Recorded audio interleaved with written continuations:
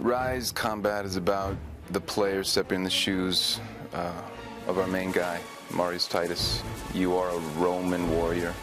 You are working your way up through the ranks. It's brutal, it's up close, it's intense. He's that grounded, he's strong, he's powerful, he's heroic. He's not about flamboyant moves, he's not a ninja, he's a warrior, he's a soldier.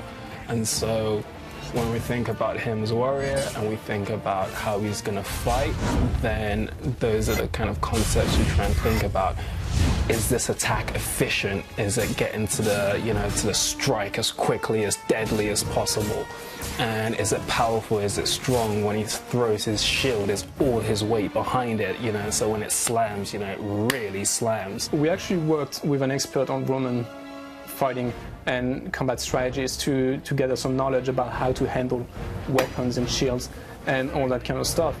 And that was really helpful for us. We had the chance to play a bit with some actual equipment, and that was really insightful for us. For my first date, I brought two big gun cases full of swords and weapons, and I brought a Roman armor, a Roman helmet, two different kinds of shields. I brought a Celtic shield, I brought a Roman shield, so that they can touch real weapons and see, oh, how they look, what's the weight, what's the size, all that. He would tell us, like, if you're standing, like, how would your body move to attack behind you or attack in a different direction. And it was really interesting because he had some things and poses that we maybe would not have thought about.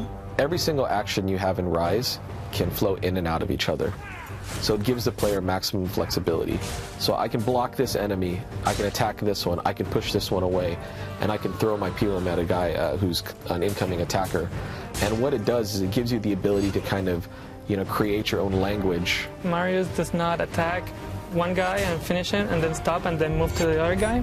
It really means he's attacking this one and then goes to a different guy and then another guy, push, deflect, stab. So he can all do that continuously as long as you're chaining the combos correctly. Based on the type of enemy you're dealing with, there'll be a way to defeat him. So certain enemies will have to kind of deal a lot more damage to take them out, and that can happen two ways. One is you can choose the damage perk and decide to kind of take more off of him, or you could choose the health perk to stay alive longer, to be able to maybe get more hit points. You go into an encounter and the first thing you do is say, okay, who am I facing? What can I do? And then the next one could be completely different because you've got a completely different setup. And on top of that, we have this layer where they work together. And that's when things get even more interesting because they'll attack differently when they've got different supporting AIs around them. And so that takes the intensity up to a different stage. The player can switch from one action to another action, from one AI to another AI. And it's also about how the AI interacts to try and break the player's flow. So in Ryse, you can expect to unlock a lot of executions throughout the course of the game. You're kicking a guy off a ledge, so you may kill him that way. If you get close to a fire, there's numerous executions there. If you're in the water, if you're against a wall, if you're against a ledge, it goes on and on and on. The executions really stack up. We're definitely going for a higher level of emotion out of our characters.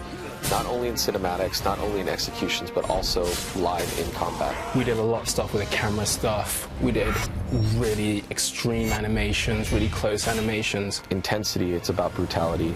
It's about being close to the enemy that's trying to kill you as you're trying to kill him. So one of the final things we're really trying to achieve with the Ryse combat is give it a skill for mastery. When we take flow and we take the intensity of the AI and bring them together, that's when the depth and the scope for mastery becomes apparent. Because in one encounter, you can finish it a certain way. Maybe you kill everyone, but you didn't quite execute everyone. So then you want to play again, set them up in different ways so maybe you can execute everyone, but maybe you didn't double execute everyone. Did you perform the perfect chain? Was your flow from beginning to end this like seamless, smooth transition from move to move, enemy to enemy, where you've got them all set up in this perfect state and you just push the trigger button and they all just fall? An important aspect of kind of doing this whole game is this, idea that, we can create a combat system where you can be more emotionally engaged to what your player is actually doing.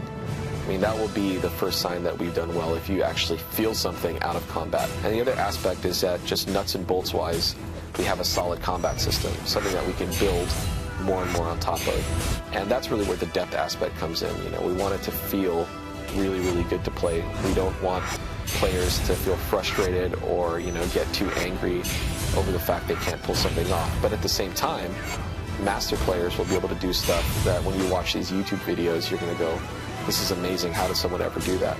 And, you know, if we can kind of tap into those two main elements, then we would have felt we've done, you know, a good job. We've really done everything we can to wrap it all up to have a really good, full experience for the player.